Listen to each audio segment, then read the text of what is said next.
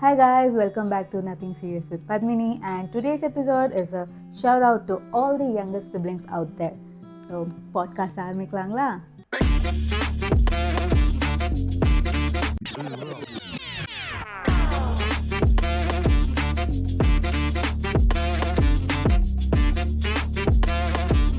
To be honest, I think during my childhood I was kept in the dark because I don't really have any childhood photos of mine. Like, where are those first birthday photos, or where are those, naming ceremony photos?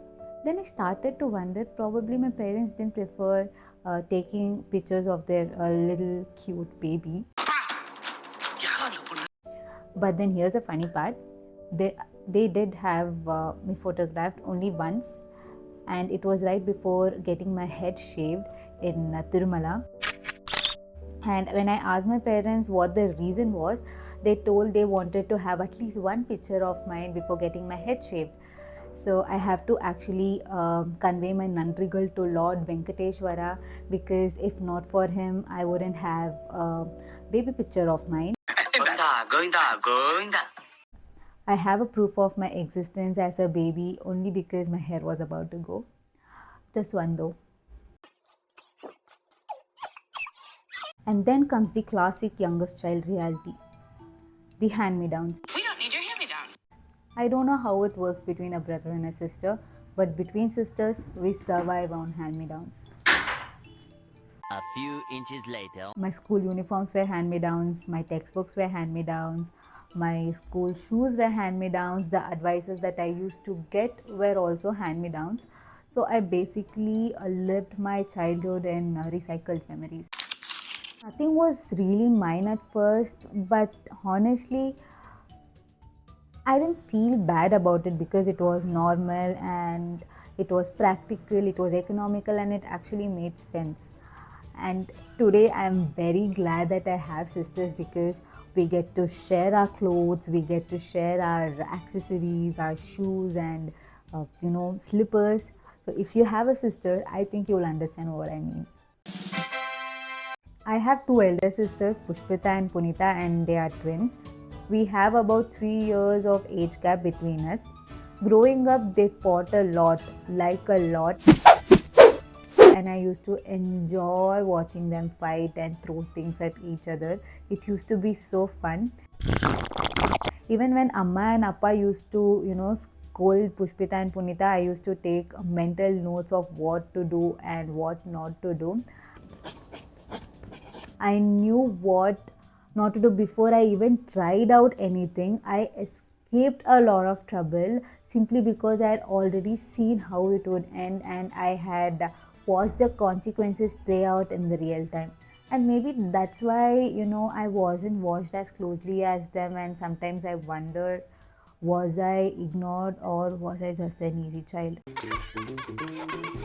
Recently something happened that will perfectly capture this feeling. I had taken my mom to Someshwara temple in Alsur. It is one of the most beautiful temple. And the priest usually asks us for our, names, nakshatra, and all the other family details. So when the priest asked, my mom started listing it. She told my dad's name, she told her name, she told my sister's name, she told my mamu's name, she also told my cousin's name. And the priest asked, "Is that it? Is that everyone?" And she told, "Yes, that's it." I'm like standing right next to her. I turned towards her and I'm like, "Amma, you didn't tell my name." And she looked at me and she was like, "Oops, sorry, I just forgot." Honestly, this hasn't happened just once. It has happened before too.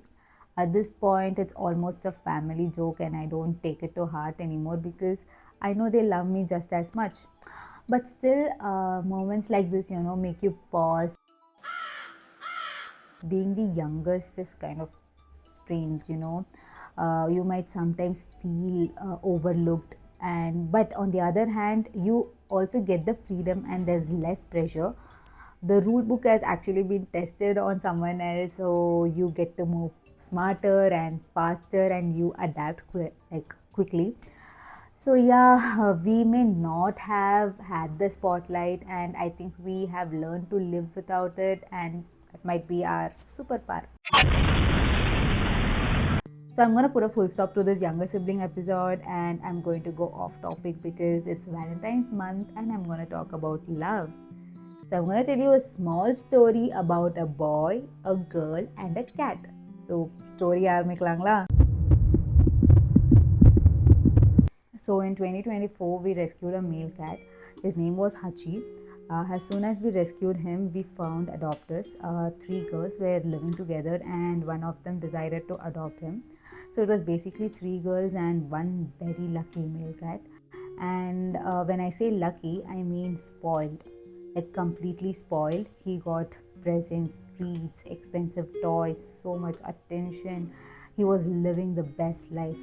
And after a while, we stopped checking in regularly because everything seemed perfect. He had found his home. And then, about 10 months later, one night, we get a call.